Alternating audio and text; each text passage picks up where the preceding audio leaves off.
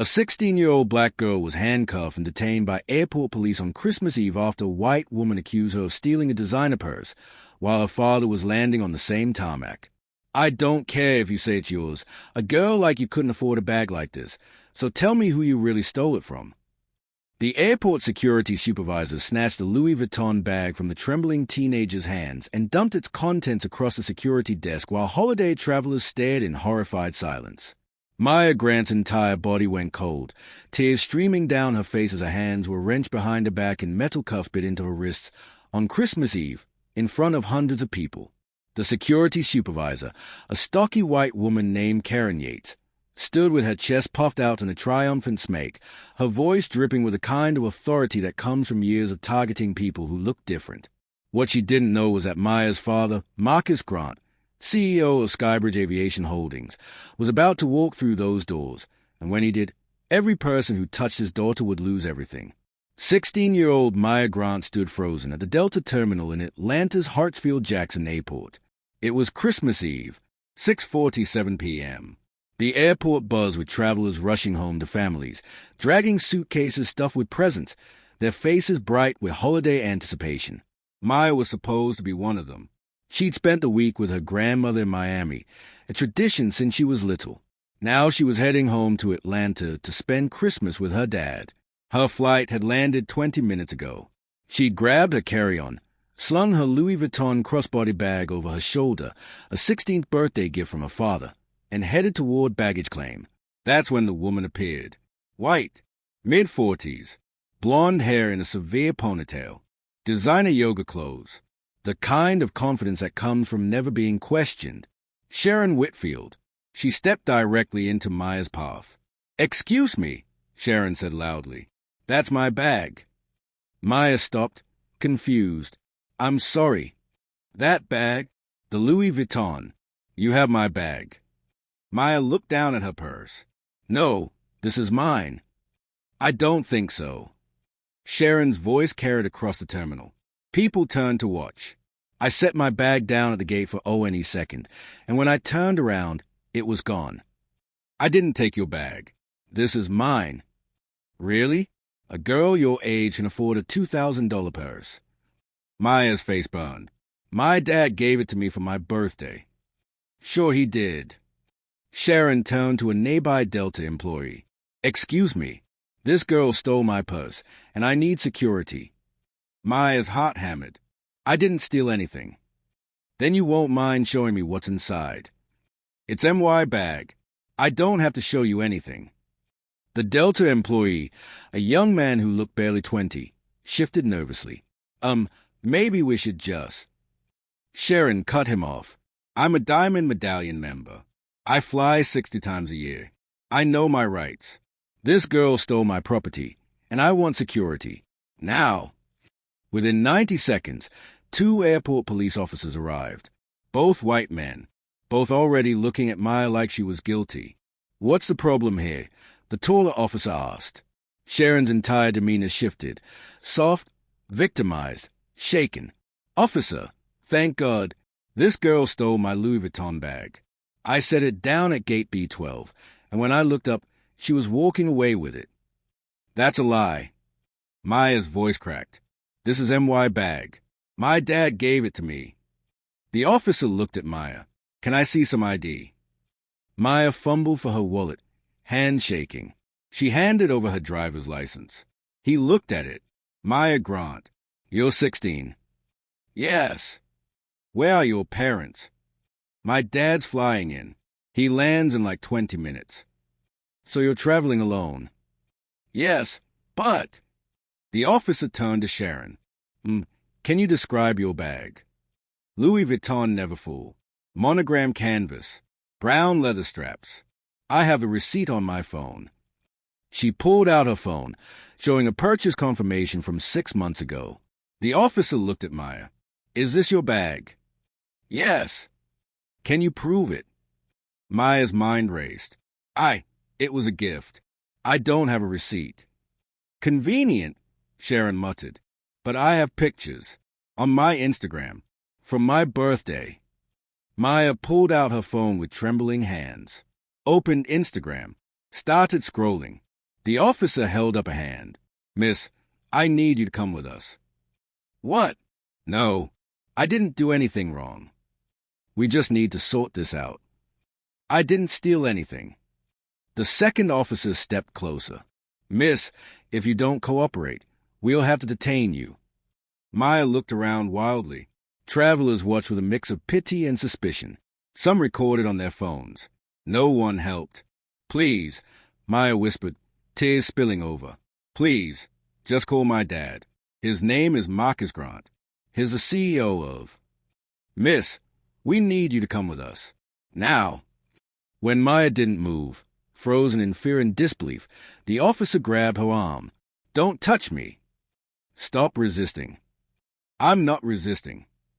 The officer spun her around and pulled her arms behind her back. The cold metal cuffs clicked around her wrists. Maya's whole world collapsed.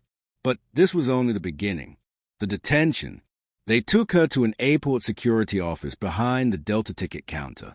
Sat her in a metal chair, hands still cuffed behind her back. The Louis Vuitton bag sat on the desk like evidence of the crime scene. Maya's shoulders shook with silent sobs. Airport security supervisor Karen Yates stood across from her, arms crossed. All right, sweetie, let's make this easy. Just tell us where you really got the bag. It's mine, Maya said through tears.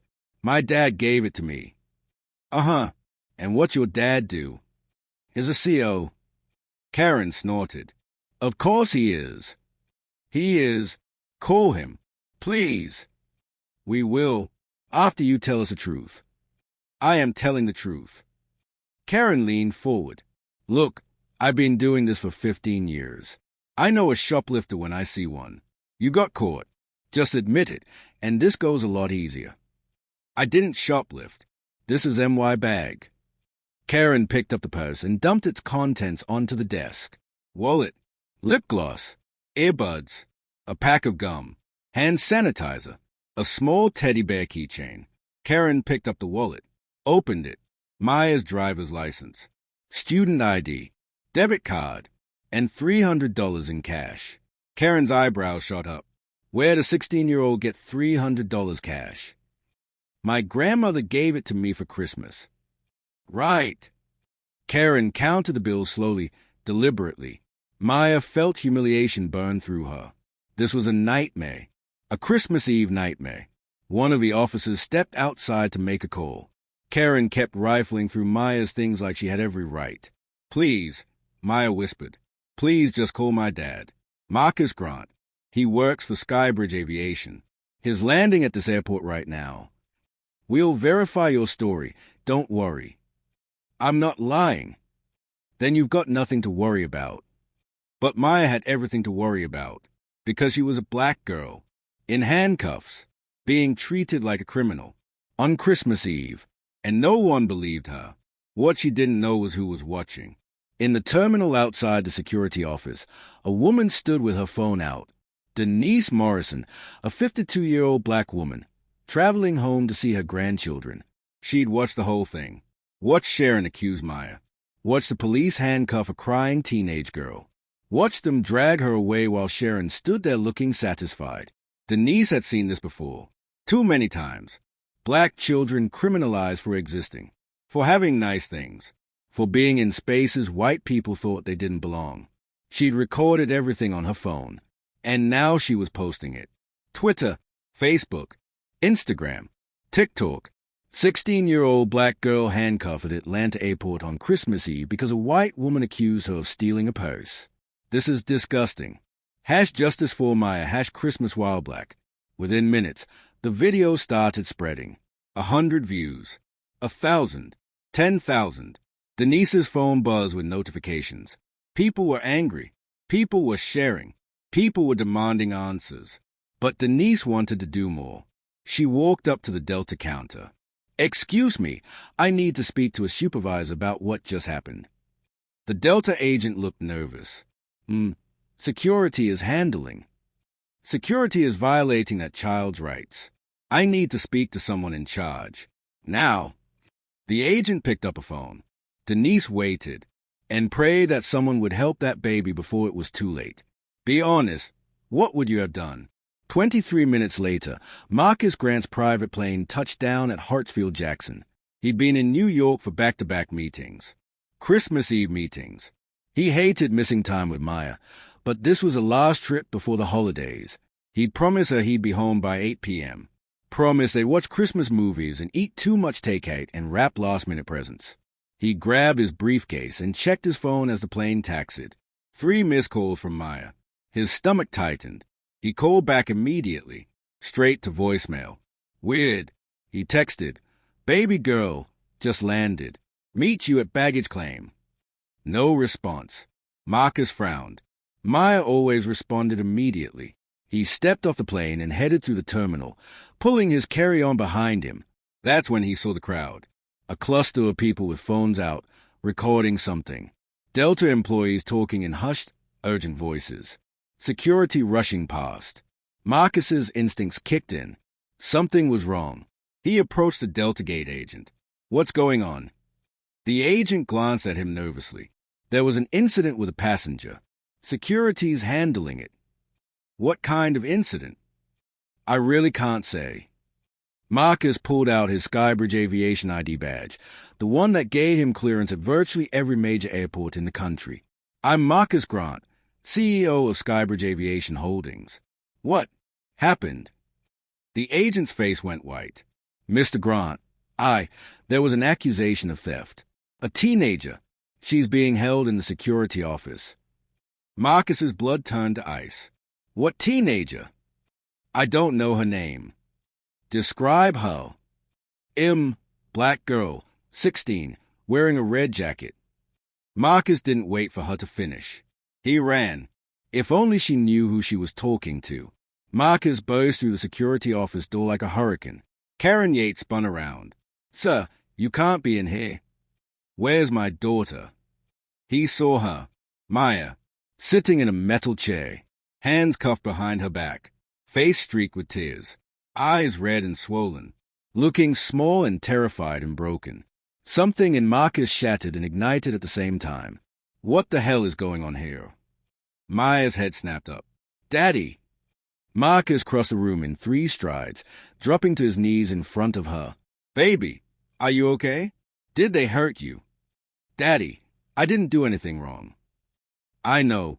Baby, I know." He turned to the officers, fury radiating off him like heat. "Why is my 16-year-old daughter in handcuffs?" Karen stepped forward. "Sir, she's being detained on suspicion of theft." "Suspicion of what?" "A passenger reported that she stole a Louis Vuitton bag." "That bag is hers. I bought it for her birthday 3 months ago." "Sir, we're just trying to verify." "Take the cuffs off my daughter. Right now." Karen's jaw tightened. "Sir, we have protocols." "I don't give a damn about your protocols. She's a child. She's not a flight risk. And you have no probable cause to restrain her." One of the officers shifted uncomfortably. "Mr. Grant, is it?"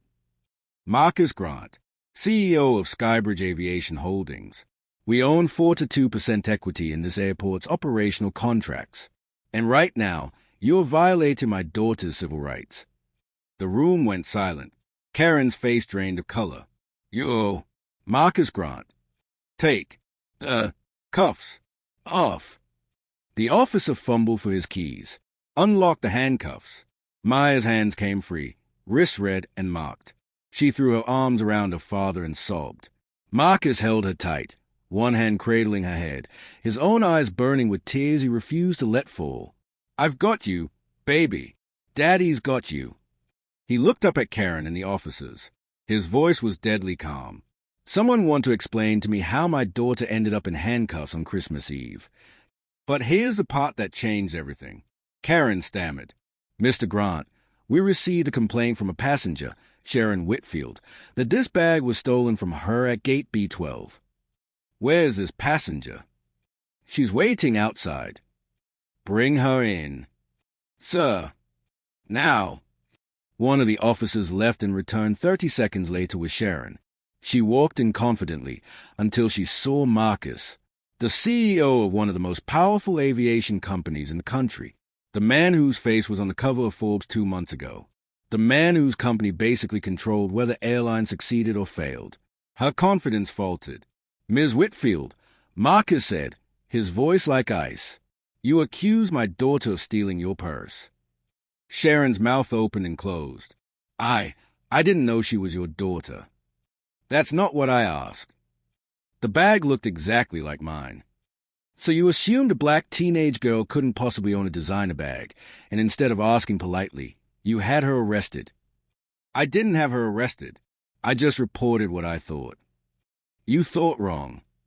Marcus picked up Maya's purse from the desk. "This bag has my daughter's initials monogrammed inside. See?" He opened the interior pocket and showed the small embroidered MAG, Maya Alexis Grant. "Does your bag have those initials, Ms. Whitfield?" Sharon went pale. No. "Where's your bag?" "I don't know. I thought this was."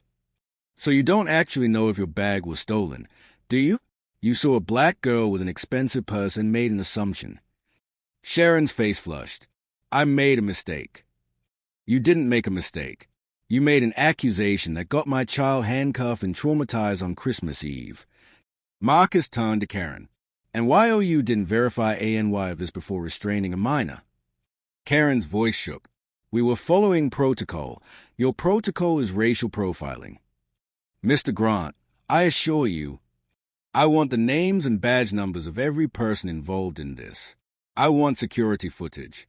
I want incident reports. And I want your supervisor here in the next 5 minutes." Karen's hands trembled. "Sir, I am the supervisor." "Then I want whoever's above you." He pulled out his phone, dialed a number. A woman answered immediately. "Marcus." "Angela, I need you to connect me with Richard Carlson." Angela, his executive assistant, didn't ask questions. "One moment." Richard Carlson was the chief operating officer of Hartsfield-Jackson Atlanta International Airport.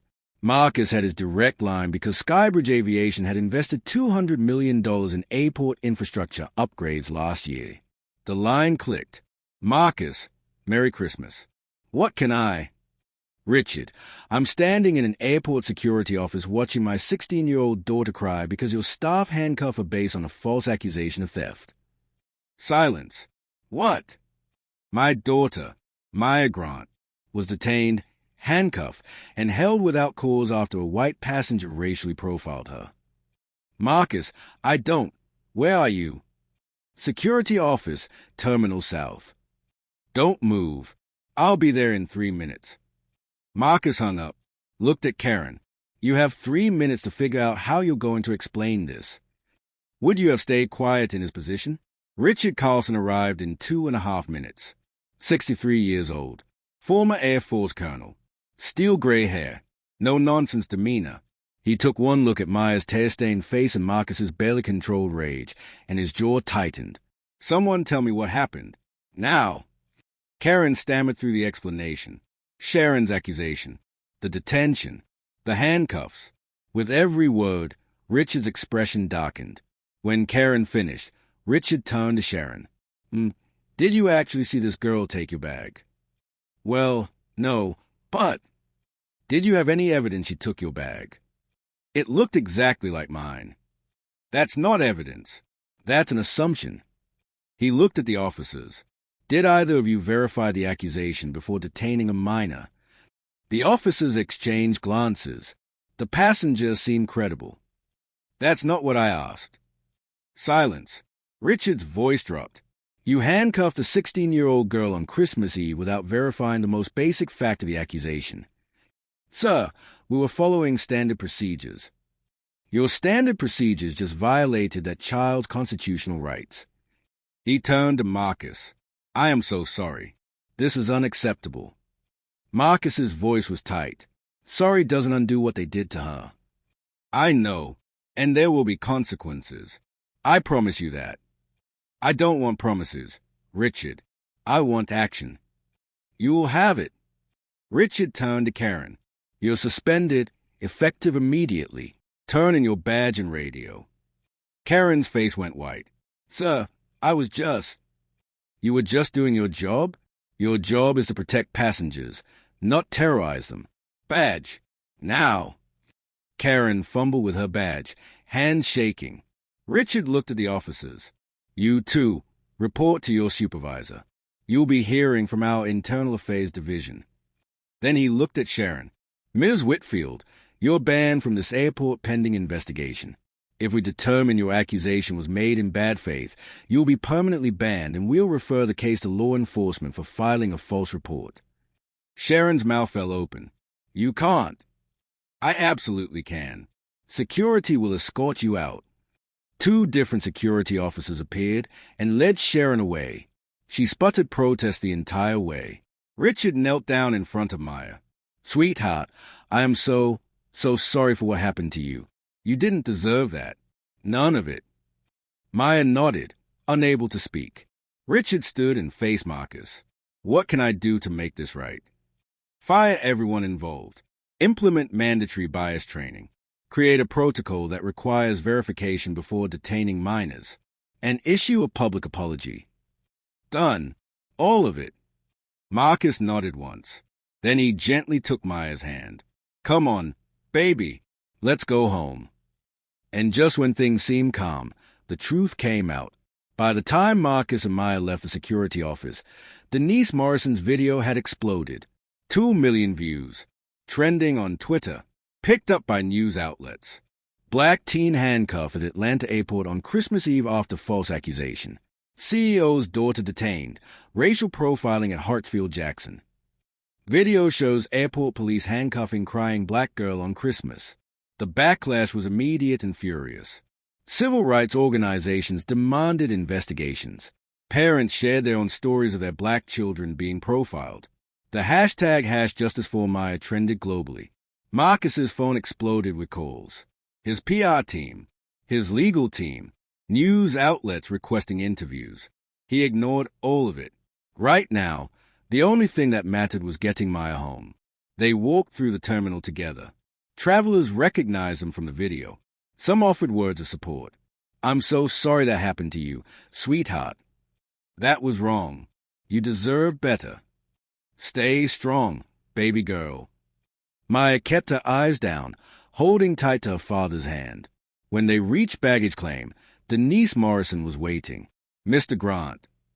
Marcus turned. I'm Denise Morrison. I was there. I recorded what happened. Marcus's expression softened. Thank you. Truly. That baby didn't deserve that. None of our babies do. Denise's eyes filled with tears. I have grandchildren her age. I couldn't just stand by. Marcus reached out and squeezed her hand. You did more than most people would. Thank you for standing up. Denise looked at Maya. You hold your head high, sweetheart. You didn't do anything wrong. Maya managed a small smile. They collected Maya's luggage and headed to Marcus's car. The drive home was quiet. Maya stared out the window, face blank. Marcus kept glancing at her, heartbreaking. When they pulled into the driveway of their Buckhead home, Maya finally spoke. Daddy. Yeah, baby. Why did they hate me? Marcus's hands tightened on the steering wheel. They didn't hate you, Maya. Then why did they treat me like that? Marcus turned off the car, turned to face his daughter. Because the world is cruel sometimes. Because people make assumptions based on the color of our skin. Because a black girl with a nice bag is automatically suspicious to people who think we don't deserve nice things. Tears rolled down Maya's face. I was so scared. I know, baby. I thought they were going to take me to jail. I would never have let that happen. But you weren't there. Her voice cracked. You weren't there, and I was so scared, and no one believed me. Marcus pulled her into his arms. Let her cry against his chest. I'm so sorry I wasn't there. I'm so sorry you went through that alone. They sat in the car for a long time, father and daughter, holding each other in the darkness. If only they knew what was coming next. Christmas Day came and went quietly.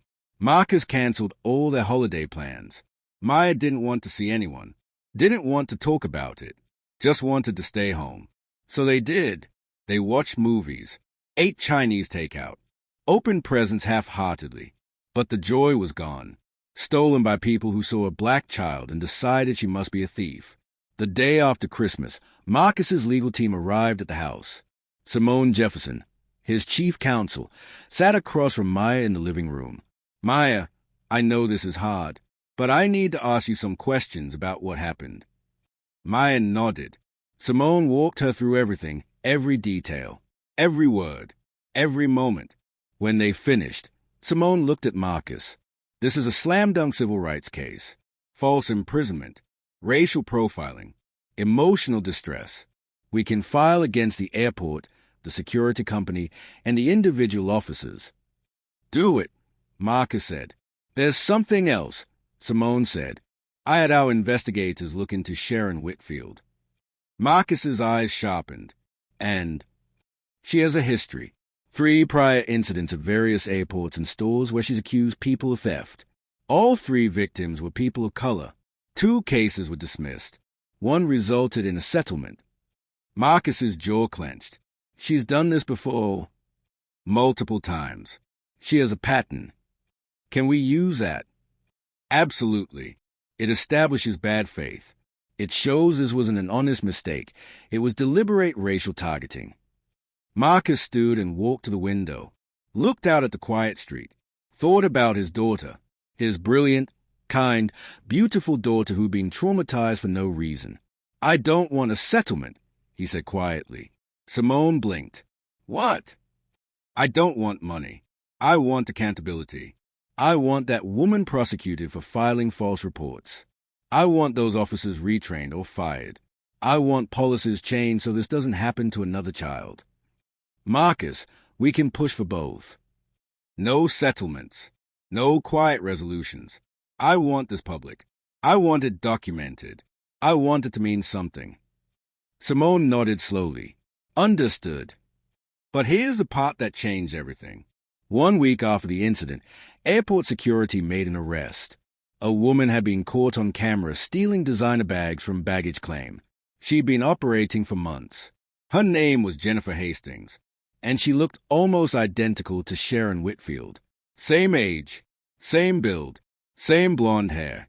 When investigators reviewed security footage from Christmas Eve, they found her, Jennifer, at gate B12, waiting until passengers were distracted, then grabbing an unattended Louis Vuitton bag and walking away.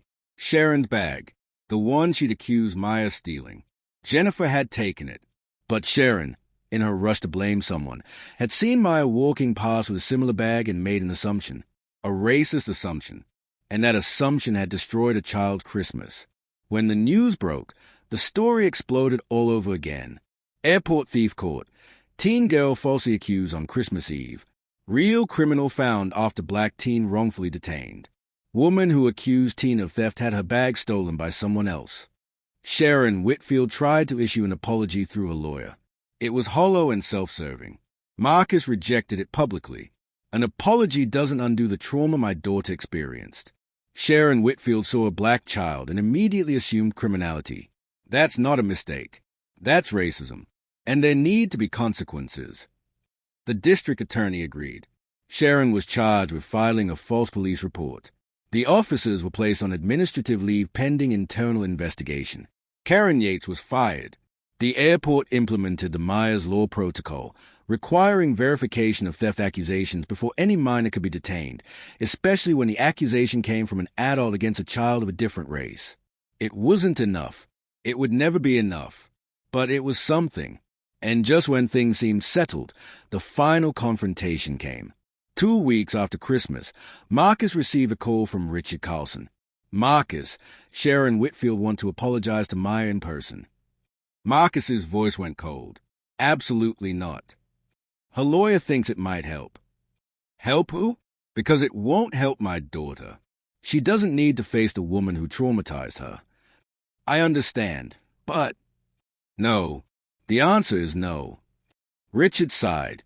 What if Maya wants to? She won't.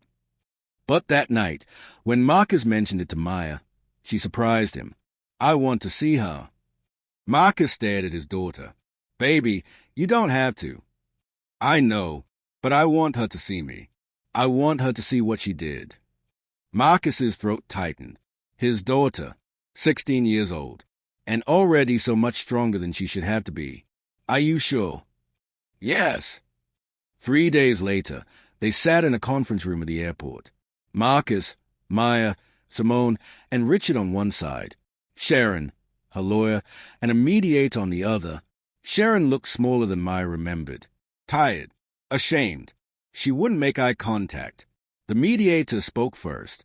Ms. Whitfield has requested this meeting to offer an apology. Ms. Whitfield. Sharon cleared her throat. Maya, I'm so sorry. I made a terrible mistake. I was stressed and distracted, and I made an assumption I shouldn't have made. I never meant to hurt you. Maya stared at her, then spoke in a voice that was quiet but strong. You didn't make a mistake. You made a choice. Sharon's head snapped up. You saw me, a black girl, with a nice bag, and you decided I must have stolen it. You didn't ask. You didn't verify. You just assumed I was a criminal because of what I look like. That's not. Yes, it is. Maya's voice didn't waver. You had me handcuffed. On Christmas Eve, I was terrified. I thought I was going to jail. And you didn't care because you'd already decided I was guilty. Sharon's eyes filled with tears. I'm so sorry. Do you know what the worst part was? Maya continued. It wasn't the handcuffs. It wasn't the interrogation. It was the fact that no one believed me.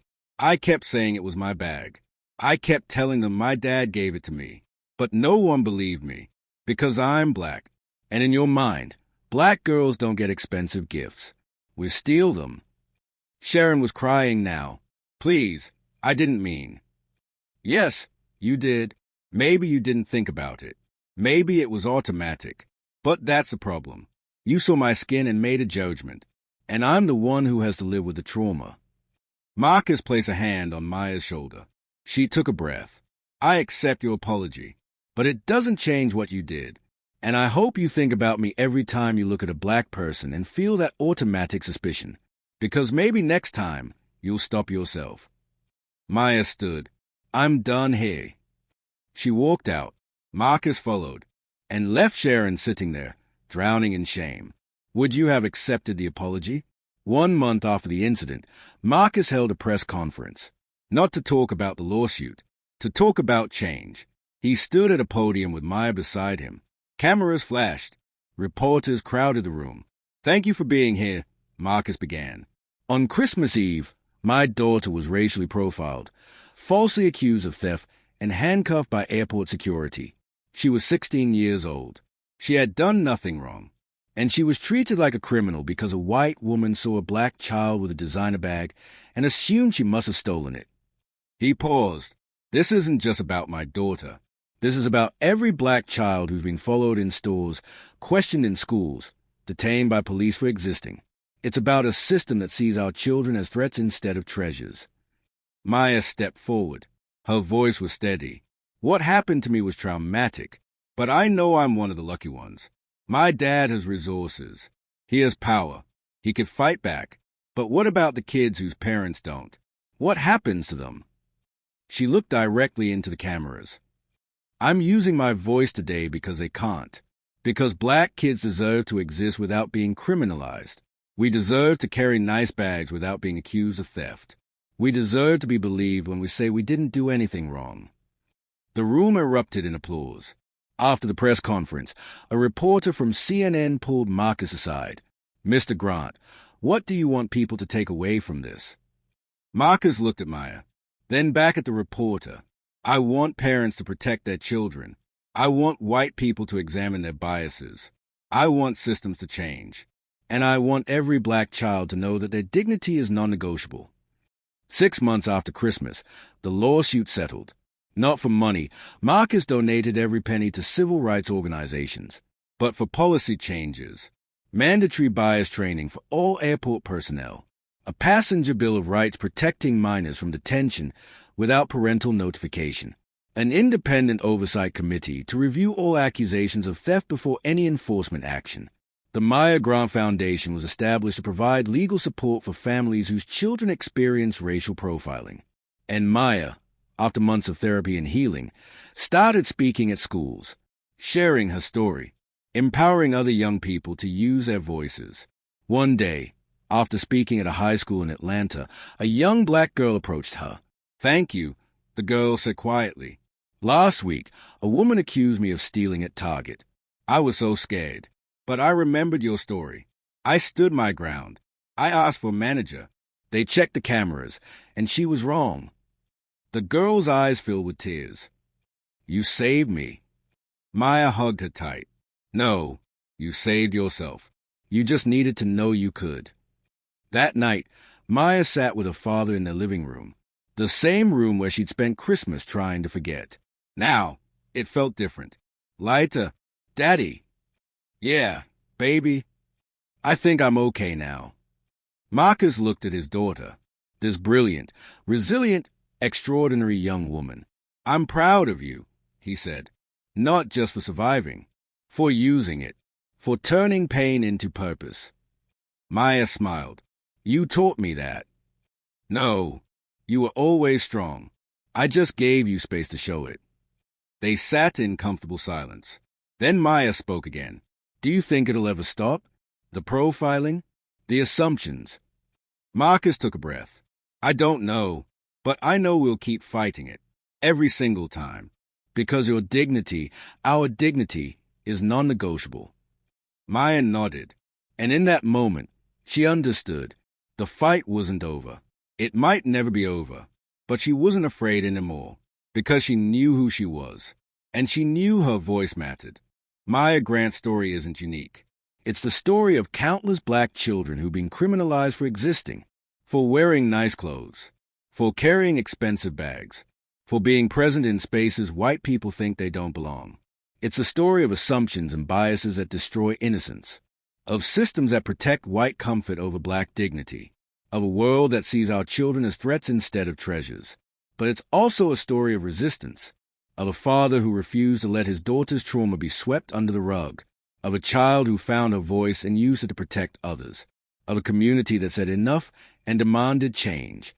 This is what we owe our children: protection, belief, advocacy, justice.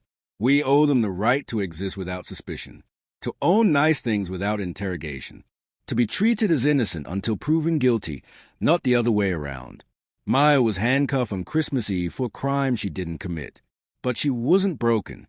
She was forged into a voice, a movement, a reminder that our children deserve better, and we won't stop fighting until they get it. That's the legacy. That's the lesson. And that's why we never stop standing up. Because when they come for our children, we don't just protect them. We change the entire system that targeted them. We turn pain into policy, trauma into transformation, silence into a roar that echoes through airports and courtrooms and schools and streets. Our children are not criminals.